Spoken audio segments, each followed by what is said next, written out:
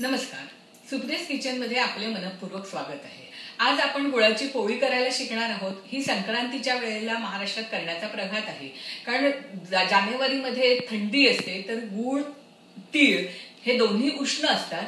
त्यामुळे गुळाची पोळी त्यावेळेला करणं हे खूप चांगलं असतं. तर त्याच्याकरता लागणारं साहित्य पुढील प्रमाणे: 1 वाटी किसलेला गुळ, अर्धी वाटी भाजून घेतलेल्या तिळाचं कूट, अर्धी वाटी बेसन तेलावर खमंग भाजून घेतलेलं, अर्ध जायफळ किसून घेतलेलं, कणकीत घालण्याकरता 2 चमचे तेल, थोडंसं मीठ. कणिक भिजवण्याकरता 1 वाटी मैदा आणि 1 वाटी कणिक आणि 1 छोटी वाटी बेसन. आता पहिल्यांदा बाउलमध्ये गूळ घेतलेला आहे. त्याच्यात जे आपण तिळाचं कूट करून घेतलेलं आहे ते घातलेलं आहे, डाळीचं पीठ जे भाजून घेतलंय ते घातलेलं आहे आणि जायफळ घातलंय. आता हे आपण घट्ट मळून घेणार आहोत. गूळ तयार करणं म्हणतात. आता हा आपला गूळ तयार होईल.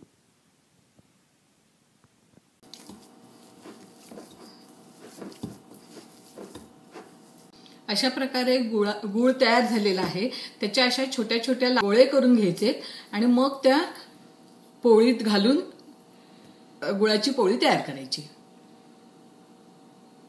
आता आपण कणिक भिजवणार आहोत. त्याच्याकरता अर्धी वाटी मैदा, अर्धी वाटी कणिक, 2 चमचे डाळीचं पीठ, थोडंसं कणभर मीठ आणि कच्चं 2 चमचे तेल असं घालून आपण कणिक घट्ट मळून घेणार आहोत. अशी घट्ट कणिक भिजवून झालेली आहे. ते एक 10-15 मिनिटं कणिक तशीच ठेवून द्यायची आणि नंतर मग गुळाची पोळी करायला सुरुवात करू. अशा प्रकारे आपण गुळाच्या पोळ्या करायला तयार करणार आहोत. तर असे 2 गोळे तयार करून घेतलेले आहेत कणकीचे आणि एक गुळाचा गोळा तयार करून घेतलेला आहे आणि अशा 2 छोट्या पुऱ्या लाटल्या आहेत आणि त्याच्यानंतर हा आपण त्याच्यात गुळ घालणार आहोत. अशा पद्धतीने गुळाची पारी एक तयार करून घेतली आहे आणि त्याच्यावर ही कणिक ठेवून असं चारी बाजूनी घट्ट दाबून घेऊन आणि मग त्याची पोळी लाटणार आहोत.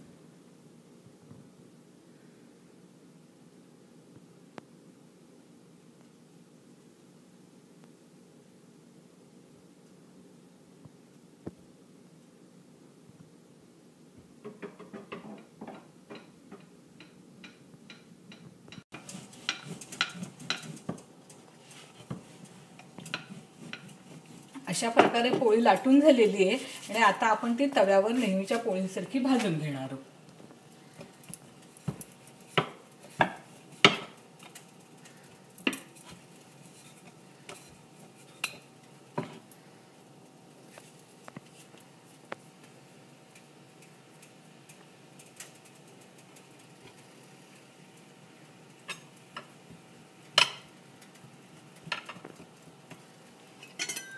आता ही एका बाजूने पोळी झालेली आहे आणि आता ही उलटून दुसऱ्या बाजूला उलटलेली आहे.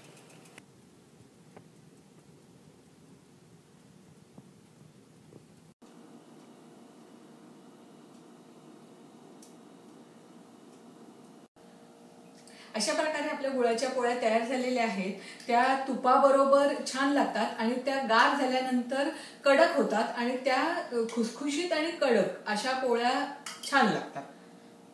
तर ह्या पोळ्या कशा वाटल्या आहेत तुम्ही सुप्रियाज किचन मध्ये जरूर कळवावे. परत लवकरच भेटू. नमस्कार.